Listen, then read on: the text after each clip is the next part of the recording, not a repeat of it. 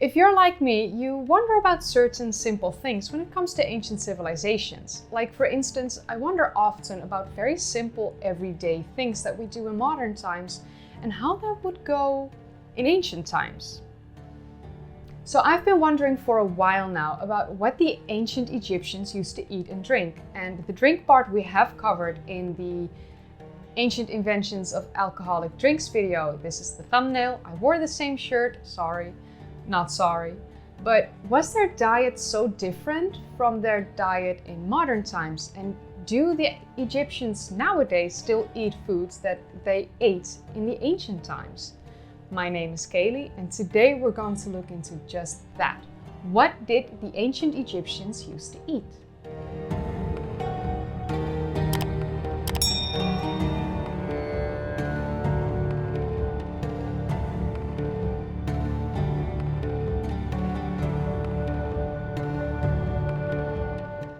Of course, you can understand that we won't be able to know exactly everything they used to eat, nor will we know how many meals they ate in a day. But what we do know is what some of their absolute favorite foods were, because these foods were loved enough to be documented and prepared for the deceased to take with them in the afterlife.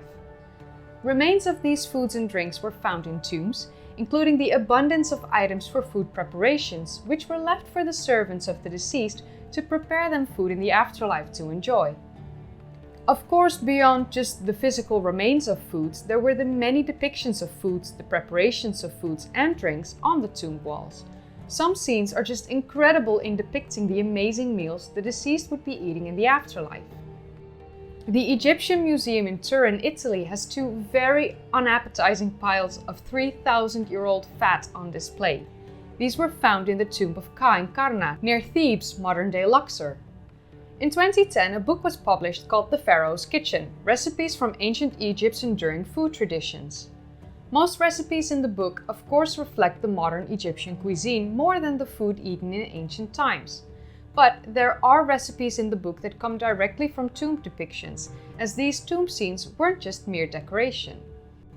Of course, there's a very important disclaimer that comes from Dr. Menhat-Allah El-Dori, an archaeologist and archaeobotanist who specializes in the history of food. Despite the wealth of sources on what ancient Egyptians ate, like for instance the depicted scenes on walls of tombs and funerary offerings that were discovered in tombs, there are no full recipes, at least not in the modern sense. According to the authors Amr Hussain and Magda Medawi, in the Old Kingdom, the deceased would be buried with a list of delicacies in the hopes that these inscribed foods would forever keep his or her hunger satisfied. To the ancient inhabitants of Egypt, the inscriptions in the tomb weren't just recipes, but they held a more significant power. In their beliefs, the inscriptions carried a deep magic that would forever renew the supply of the deceased's favorite foods. The scenes of the harvest, grape picking, the fishing and hunting scenes were believed to have the same powers. One of the most beautiful offering scenes is a relief in Theban Tomb 52, on the north side of the west wall in Nakt's offering chapel in modern-day Luxor. The tomb's owner is beautifully depicted with his wife behind him. The servants present the couple with a variety of food for them to take with them in the afterlife. Depictions of baskets of grapes, pomegranates being tied together, the so-called snake cucumbers, sycamore figs, common figs, and the now extinct Egyptian persea are shown in this beautiful scene. I also must not forget to mention the ducks, the geese, the eggs, and the fish that were depicted on the walls as well. These are of course the sources of protein for Nakt and his wife to enjoy for eternity in the afterlife. Archaeologist and archaeobotanist El-Dori has tried to recreate a 3,000-year-old dessert in 2019. This was quite a feat to try to accomplish.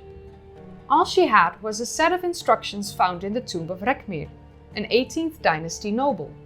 She guest edited in a part of Rawi's magazine's edition on Egyptian culinary history when she tried to recreate the tiger nut cake. Tomb depictions, as you can imagine, don't include measurements or an order in which the steps should be taken. They just depict the process in a quite robust manner. For instance, men pick fruit, pound fruit, mix fruit with water, and then fry fruit. The illustrations are labeled with instructions like pound it, choose good dates, mix with water and fry. But because there are no measurements and the entire process is depicted in such a robust manner, Eldori and her team needed to rely on experimental archaeology to try and recreate the quote-unquote recipe, which she described as a never-ending jigsaw puzzle. Trying to recreate things as faithfully as possible in different scenarios to see how it worked out was the way to figure out how the ancient Egyptians made this dessert. As an example of this process, she talks about how they made them both as flat triangles and as cones because the tomb depictions were never clear on the actual shape. By trying both shapes and experimenting with it, they discovered that the cones held their shape a lot better than the flat triangles, which actually broke even before they tried to fry them. Eldori explains why the recipe wasn't recorded in detail. For cooking in ancient times, we need to keep two things in mind, she said. In the illiterate society of 18th dynasty Egypt, word of mouth was the most powerful tool, so the point of writing it all down to spread it seems kind of counterintuitive. And the other thing to keep in mind is that what was written down on the walls wasn't for the living, it was for the dead. It was to provide the deceased with everything they would need in the afterlife. They wouldn't need a recipe book. You just needed to symbolically depict the steps, leave some of the ingredients in the tomb, and everything would be magically ready for them to use in the afterlife, including the skills to do it. Of course, as you can imagine, the ancient Egyptians ate bread. It was a crucial component to their diet. Recipes and methods differed quite a bit across the dynasties. There are approximately 40 different kinds of bread that were created throughout the centuries. This includes aish merara, the flatbread that's popular in the countryside in modern times. There is a beautiful relief scene that was located on the north wall of the 4,400-year-old tomb chamber of Remkai at Saqqara that depicts the bread making and beer brewing, although it's not in order of the process. If you have seen my Ancient Inventions video about alcoholic drinks, you will know that the ancient Egyptians loved their beer. On the relief scene, you can spot two women grinding grain on millstones. Two other women refine the flour and another kneels to sift. Two men are depicted kneading the dough before placing it in the oven. A woman is seen in front of it, shielding her face from the heat in the lower right corner. A brewer passes the bread through a sieve and a squatting man is preparing the jars for the fermented beer. In ancient Egypt, beer was looking a lot different than the beer we know today, and it probably tasted quite a bit different as well. In modern times, we see beer as a thin liquid used as a refreshment that gives you a nice buzz. But in ancient Egypt, it was seen more as a food instead of a drink. The beer was a thick liquid with clumps, herbs, and lots of calories, which to me, as a person allergic to beer, that sounds like an absolute nightmare to have to down, so I'll pass. Eldori explained that beer was an incredibly important source of nutrition. It was available all throughout the year, and your class had nothing to do with your ability to get your hands on it. As I have mentioned in my Invention of Alcohol video, many workmen received their wages in beer, usually in combination with bread and grains. A fun thing to note is that when Greek historian Herodotus visited Egypt for the first time, he had never encountered beer before. And he actually called it wine made out of cereal. That's how uniquely Egyptian the beer was back then. Of course, wine was the drink of the nobles and the royal family. It would have only been served to the masses at special occasions and festivals. Besides that, it would only be enjoyed by the wealthy ancient Egyptians. Another type of food that is depicted very often are spring onions and lentils. They've seemed to be used in many daily meals. They were cultivated in masses and were often offered to the dead. In the depictions, the spring onions are often piled together, which was done much easier than depicting a pile of lentils. It's known that lentils were eaten regularly in large amounts in ancient Egypt. They are found often in ancient settlement sites, but they're hardly ever found in tombs. It may be that lentils are seen similarly like we see lentils in modern times, a common food, not precious enough to be preserved in the afterlife. This can be said of dates as well. They are rarely ever found in tombs, but there is an abundance of material evidence of their consumption, and they're depicted often on the palm trees in the tombs. There are some foods that are actually a bit of a mystery because it's unclear if they were actually eaten, or if they were inhaled, or if they were just gifted. Some foods are linked to love, eroticism, and the female anatomy, like the mandrakes. They were arguably the most romantic fruits in the eyes of the ancient Egyptians. A New Kingdom love poem reads, "The love I have for you is widespread in my body, like the salt dissolves in water, like the fruit of the mandrake soaks of perfume." Mandrakes were often portrayed as part of food offerings, which suggests that they were eaten, but they could very well have been used in potions and elixirs because of their narcotic effect and their erotic nuance in the eyes of the ancient Egyptians. The same can be asked of the lotus flower, which was mentioned in my comments a lot in my cones video about the depictions of cones on the heads of ancient Egyptians. Many people were wondering if the cones were actually the depictions of the lotus flowers on the ancient Egyptians' heads.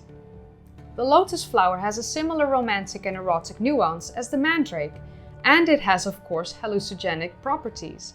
It's omnipresent in the depictions of tombs, and it appears in food-related scenes as well. Herodotus actually said that the ancient Egyptians did used to eat the lotus flower, and that soaking the lotus in alcohol would actually make them more alcoholic. Although Herodotus' accounts on this are always taken with a grain of salt. Of course, in modern times we don't go handing out mandrakes and lotus flowers to sniff or to spike our drinks with. The mandrake is extremely bitter, and the lotus flower is known as a smidge psychedelic. Of course, the ancient Egyptians also ate garlic and onions and the various birds that were found in ancient Egypt, the various fish found in the waters, cheese and butter, to name some. Although most of these, besides the birds and the fish, weren't really depicted in their tombs, thus seen as everyday foods like the lentils and the dates.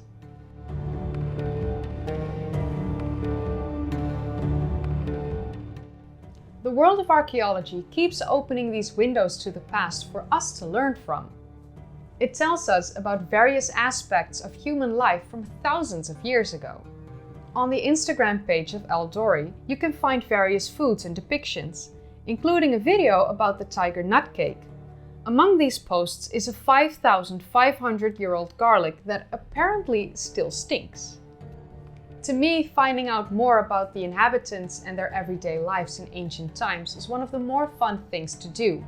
The research just flows naturally as my incessantly curious brain just keeps wanting to know more. I do hope to keep creating videos like these and the cone video and cover other civilizations in the future. And I also hope to keep making videos for a very long time as I finally found my passion in life. But with that said, I highly recommend skipping ahead to the bloopers at the end of the video if you can, unless you're watching the premiere, then you can't. And yeah, you've reached the end of this video. If you enjoyed watching, then don't forget to give it a thumbs up, subscribe if you'd like to see more of these kind of videos, and click that bell icon if you want to be notified every time I upload. If you haven't seen my previous videos yet, then you probably are new to the channel. Click the card in the upper right corner. I've put links in the description down below, and I always put videos in my end card.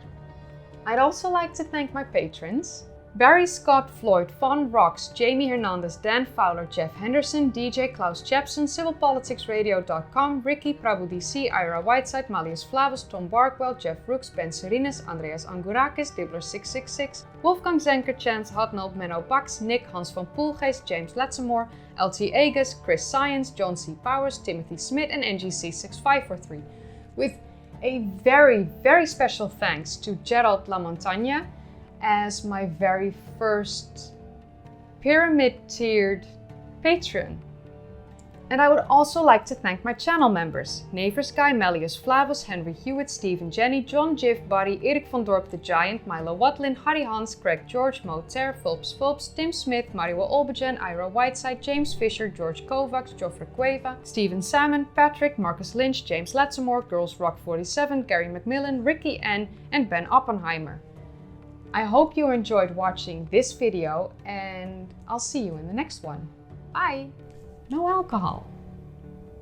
For once, no, twice. As this is the third video this week and I only drink once a week. No alcohol. Tiger nut cake. Made from the nuts of the tiger? Nah.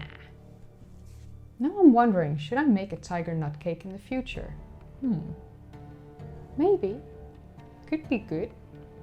Or not.